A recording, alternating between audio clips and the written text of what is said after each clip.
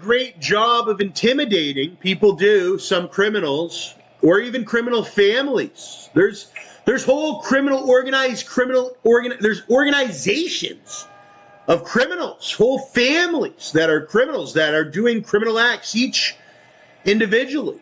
Anyways, one of them being intimidation. They intimidate you to the point where you, guess what? All these lies that they're saying, it's not even the police will do it to you.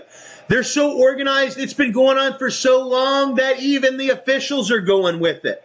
It's like, there's laws, so then you end up just drinking yourself to death, and that's why the officials go with it. People are buying alcohol and drinking themselves to death because they're so intimidated. It's just become a system process, and then one guy out of billions, StacksAMilli, comes up and he's actually a man and stands up for himself and his rights.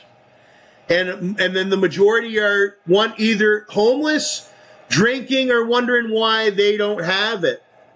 They don't have the suit. Why is the police picking on them? Why are they sleeping on the curb? Why are they drinking alcohol out of a bottle?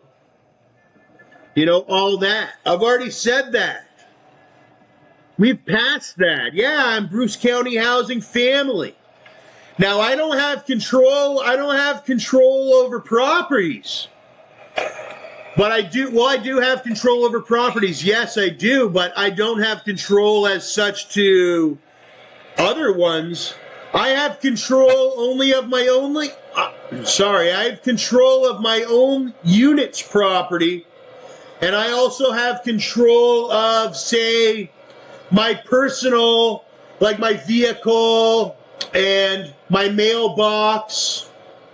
And then if I'm legally heading, if I have no bad intentions, and I'm legally going to my mailbox, did you know that my personal body is my property? So if I'm walking to the mailbox and somebody starts beating me up, I can say, use self-defense, and yeah, in court, because I was legally standing there, because I legally am renting a unit, they can't legally beat me up, and I can legally, under law of section 22.1 to 22.3, including 22.2 of the criminal charter, I can defend myself even by way of firearm.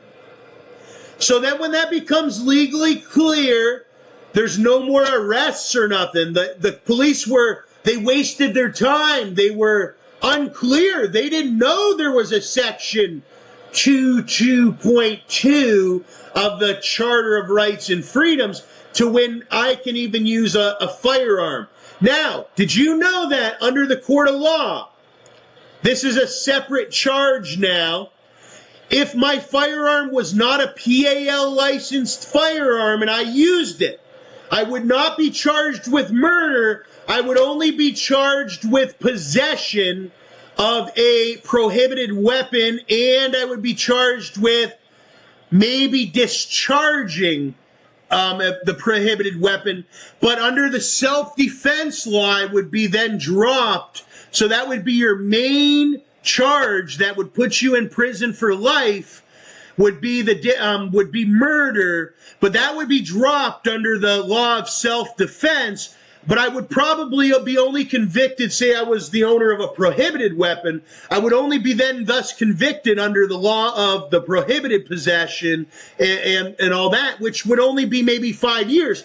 So yes, under law, I could use my firearm in self-defense, even if it's a prohibited weapon, and I would not do life in prison. I would only do maybe 5 years at maximum.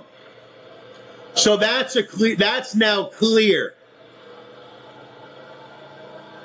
For ones that are not clear on law, that murder is a different law than the possessionary laws.